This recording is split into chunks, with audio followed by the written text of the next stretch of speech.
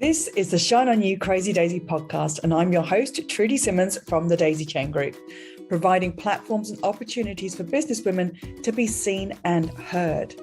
This platform is for the women entrepreneurs that want to hear the real stories of what it takes to be yourself and run a business with all the different hats that you might have to wear. Come and join the Shine On You Crazy Daisy membership, offering online networking, co-working, collaboration and monthly masterclasses for you to grow your knowledge. Go to thedaisychaingroup.com for more information. These are the platforms to hear and share the stories of the tenacious, the rebellious, and the resilient women that are working towards the future that they build for themselves and their families. Hello and welcome to the Shine On You Crazy Daisy podcast. I am your host, Trudy Simmons, and today I am thrilled and excited to introduce you to Katie Betteridge from I Wanna Be Role Play Village. Katie, thank you so much for being involved in the book and the podcast. Please tell us about your business. So we are a little village, but inside. And we are for children to come along and just use their imagination. They can be whatever they want to be. They can dress up as a policeman, a fireman, they can be a chef, a builder, and we even have adult clothes as well, because we don't want the parents to be left out. So, and we're gender neutral. We say to the dads, you can be a princess or you can be a fireman. Yeah. Quite often I thought I was going to have to wrestle some women out of those princess dresses before they left, because they've become a little bit accustomed to them. But yeah, that's us. You know that I love all this stuff. It is just such a wonderful environment for kids to be creative. And when kids are creative, it gives adults permission to be kids. And I love all of that. Yeah. Thank you so much. In reading your chapter, it was really interesting to me, because I've known you for a number of years, that you went from five part-time jobs to a job that lasted 25 years. How did all of those jobs prepare you for working with children? I don't think they actually did, in all honesty. Although the kids that we have here, I think, are probably a bit smarter than the customers that I had in my old job. There's a lot of like commercial politics in large companies, and you need to understand who you are dealing with, how they work, and what you need to do to get the things that you want out of them. And really, kids aren't much different. You know, we know our kids, we know which one needs a little bit more empathy, or this one needs to be a little bit more stricter. So I suppose it's helped with that. But I think I've always loved kids. I wanted 10 kids of my own. I haven't got 10, I've only got 2. But I think my previous job gave me understanding of businesses and how to provide really good customer service. But I think you have to love kids to have a business like this. You know, I love to just chat with them. Quite often I'm out there playing on the floor with the bricks. And I just love to watch their little brains. This is before they've sort of, you know, that they've come into the school age, and they are so innocent and lovely before they get into that and carry on that journey. Why did you feel that you had to prove yourself in your job? I think it's probably just how I am. I always want to do a good job. And the beginning of my career was very male orientated, older male orientated, I would say. Shipping, you know, is a very old business, and a lot of those people were in there for many, many, many years. I wanted to show that women are just as good in business as men. But maybe also a strange thing to say is I've been overweight all my life, and it has dictated my life a lot until very recently. And I felt I had to prove myself even more. I thought that I couldn't do something because of my weight, and I wasn't going to let anyone know actually how hard I worked just to prove that I was a woman and I was overweight, and that I felt that was going to hold me back a lot. Looking back at it now, I realise that this is probably a little bit silly, because I did really well in my career, despite my weight. So now looking back, that just seems, you shouldn't have put so much energy and effort into that. But that's just how you feel at the time. Mm. And I felt I just had so much more to prove. What Which, I loved about reading that and listening to you now is you've put so many things in your way of what you have had to overcome, because you also talked about the fact that you're blonde and that was a thing that you were worried about, and that you're obviously as an yeah, actor you had to prove that, and now you're talking about being that you felt you were overweight and you had to prove that. So all the time you're fighting against yourself, let yeah, alone so the much environment. effort. Mm, Yeah, wasted, energy wasted. But at the time, it did mm. seem really important. Whereas now, maybe it's because I'm not overweight now that I think, oh God, you still have the same trials and tribulations. Now I'm a lot less heavier than I was then. But it took over my life a lot and dictated a lot of things that I did or didn't do.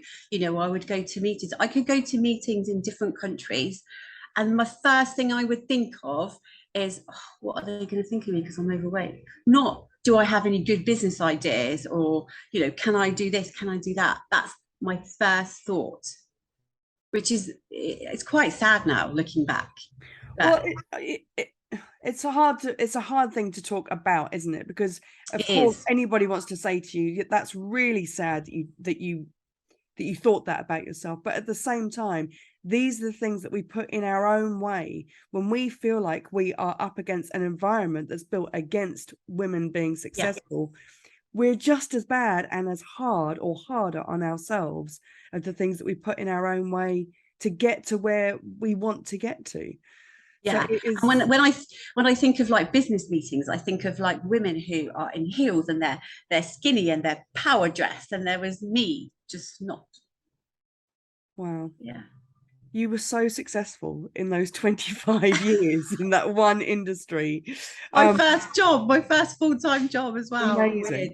Yeah, Absolutely amazing. yeah. And now you've started up this incredible business, and the reputation that you have built up in such a short amount of time because of COVID. But where do you find support, and what does success feel like now to you? My husband is a massive support. From the very beginning, he's the one that told me I could do this. And it was a massive thing for me to leave a job that I loved, people that I loved and had worked with for so long. Mm. Um, but we have grown up children now.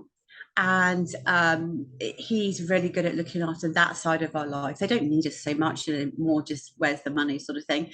Um, and he works here, helps us out here, and he has his own business. So Mm. he is massive support to me.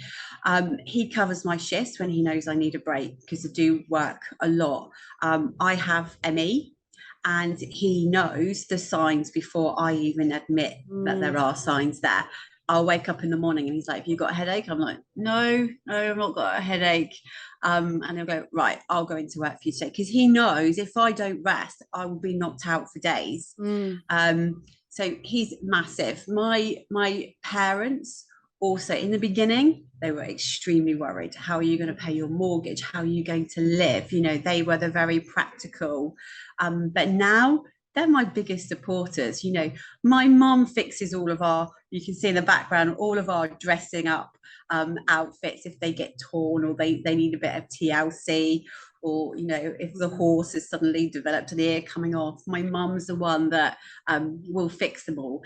And my dad's here always, like, repainting our playhouses just to make sure they look really good, and moaning because we've got coffee up the wall, and he's only just painted it, things like that. And also I would say my brother. Mm. My brother just helps me all the time. If I need little things doing, he'll come along. We recently did a bed push, which was a tick off the old bucket list. Fantastic fun. Anyone gets a chance to do it, just do it. He did all the wheels for us. He's just brilliant at that sort of thing. And I love him to bits. Bless him. And what does success feel like now? I don't think we've actually got there yet. I think that there's two parts to our success. Firstly, I've managed to start a business in probably the worst time since I don't know when. Yeah. I've got through the legal side of it. I've got through the paperwork side of it. I've employed some lovely people, and built a very quirky and cute little role play village, which blows my mind when I look at it and think, God, I actually came up with that. Mm. I've kept a business going through the last 2.5 years. I don't feel that we would have succeeded on that part until we get over this cost of living. I think we've probably got another year maybe just to get through before we can actually go, this is normal. This is actually how it's supposed to be. And let's see if we can get through this time. I think there's still a lot of tough, scary times ahead. The second part is, have we successfully provided a place for kids and parents to come that stretches their imagination, develops their social skills, and supports them? I think we're not quite there yet. We're definitely getting there. We're looking at how we can support the parents more. The Role Play Village does great for the kids, but it's how can we support the parents? Parents need support. You know, at the moment this afternoon we have reception class meetups, where parents can come together, because the kids will be fine in reception class when they first start. It's the parents that you need, that network. You know about networking, Trudy. You need that network of parents. You need to be able to phone and go, I'm just running 5 minutes late. You need those connections. So that's really for the parents. And I think we're going to be doing more on the special needs side for children, because that's very much, this needs to be an all-inclusive environment. And because of COVID and what's been happening, we've just kept it as it is at the moment. But that's really important for me to make sure this is inclusive. Once we do those bits, then I can answer your question. Katie, I'm going to say I think you need to celebrate the successes that you have had, because all of those things are, we've done this much and we want to do more, and you have had massive successes in what you have achieved so far. And I know you are really proud, and you need to be really proud of the kids that you supported and the parents that you have supported to now, and what you can do next, and what you're talking about success will look like. You're doing it. So honestly, you made me all teary. Seriously, it is looking at the businesses like yours that have fought so damn hard in the last couple of years, and I've had to either keep fighting or give up. And the times that I know you must have felt, let's just stop, this is too hard, but you have kept going. And because you've kept going, your reputation has grown. And that is what your success looks like now. I'm telling you, this is what your success looks like now. Your reputation is amazing for what you achieve, what you have achieved. If there was one lesson that you've learned that you want every entrepreneur to know, what would it be?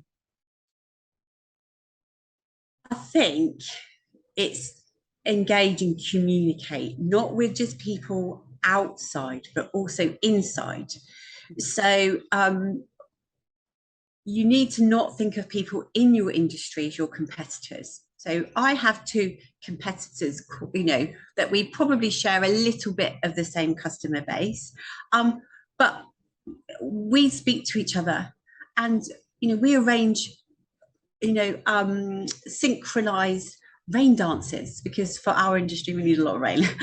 And we moan at each other, and oh God, I hate this weather, what's going to happen? And recently we had the big storm with the winds, are you going to open, what are you going to do? So we chat to each other, not see each other as competition so much, as just those that around us that we can just have a good old chat with, and also on the outside, I have you guys, Hampshire Business Group, fabulous, and a whole mix of people who you can just ask a question to. I've got my accountancy through there, my design through there. data protection through there, insurance through there. I think most of my business is actually from the Hampshire Women Business Group. That's what networking does. Yeah. That's amazing. And the other probably area for me that came about because of COVID was the Association of Indoor Play, which is our indoor play area. It's soft play, it's role play, it's those with like buses with art stuff going on inside, just the little people, and they have been fantastic. Someone to bounce off, you know, any silly questions or anything that's going on, and starting to try to meet up as well, even though we're from all parts of the country, and actually it's the United Kingdom, that's what they are actually representing, rather than just England. So they have been a godsend. But it's those people, because you don't know everything, you know, you want to know everything, but you can't be expected to know everything. And to be just be able to fire out a question and not think, oh God, they're just going to But you said it's about engaging and communicating on all levels. So that's brilliant and very worthwhile. Everyone thinking about how they do that with the different levels of their businesses. What's your favorite piece of business software? I'm not very good at techie stuff. I'm learning that social media, I need to get more into that, but I'm actually loving Canva. Because I can do my own stuff that looks a little bit more professional than me trying to botch some pictures together on Word or something. And if I have more time, I would love to do a little Canva course just to be a bit more exciting with it. But yeah, I've used Canva. It so much. Yeah. It is a game changer. It makes you feel more professional, and it's so does, yeah. Katie, this has been fascinating, and thank you so much for being involved in the book and the podcast. I can't wait to get your story out there. It's exciting, isn't it? Woo! Thank you for watching. If you like what you saw, please like the video and click the subscribe button for this channel for more inspiration. If you're a businesswoman looking for that community that will support you and lift you up, come and join the Shine On You Crazy Daisy membership, offering online networking, co-working, collaboration, and monthly masterclasses to grow your knowledge. Go to thedaisychaingroup.com for more information. And for even more inspiration, please go to the link under the video and get your copy of the Shine On You Crazy Daisy series of books with inspirational and motivating stories from businesswomen around the world.